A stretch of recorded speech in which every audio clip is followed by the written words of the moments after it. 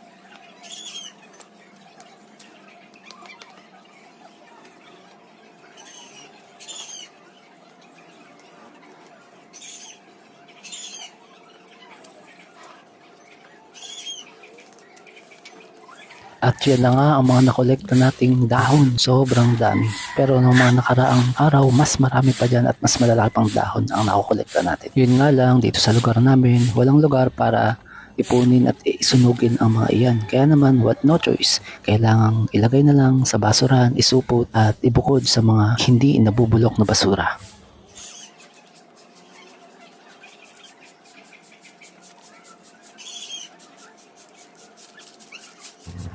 Saludo ako dito sa lugar namin dahil pinapatupad na ang pagbubukod ng hindi nabubulok sa nabubulok na basura.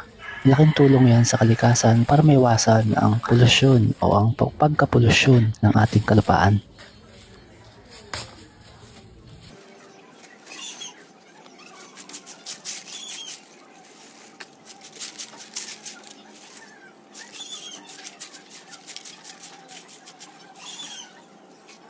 At dahil tapos na tayo magwalis, ngayon naman dito na tayo sa pagdidilig ng mga halaman. Sobrang init ng panahon, kaya kailangan laging alagaan sa patubig ang mga halaman nang iwas silang matuyo. At mga guys, humihingi ako ng suporta sa inyo dahil bago pa lang ako dito sa mundo ng pagbablog.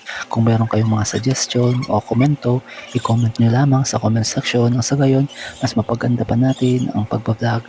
At kung nagustuhan ninyo ang ganitong content na ikino-content ko yung mga halaman ko hanggang sa dumami ng dumami pa yan, dadagdagan ko pa yan, ay baka naman pwedeng i-like nyo ako, i-follow nyo ako, at mag-comment na rin kayo kung taga saan para malaman natin kung hanggang saang lugar nakakarating ang ating video. Mga guys, maraming salamat sa inyong future na pagsuporta sa aking pagbablog mga guys. At yun nga, pinapasawaan ko na ng tubig ang mga halaman dahil mamayang tanghali siguradong sobrang init na naman hanggang sa maghapon. At minsan nga hindi ako nakakapagdilig sa hapon, syempre dahil may mga inaasikaso akong online hustle din. Kaya naman sa umaga, inaasikaso ko na sila ng sobra-sobra mga guys. Sana all inaasikaso, no?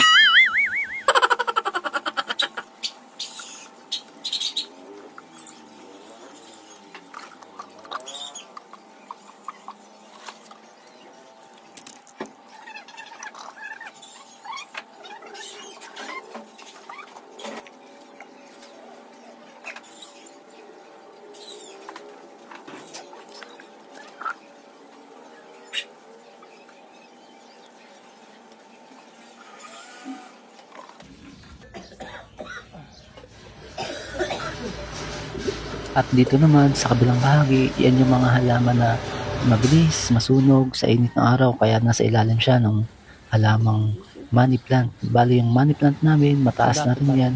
Mamaya ipapakita ko, napakataas na niyang money plant na yan.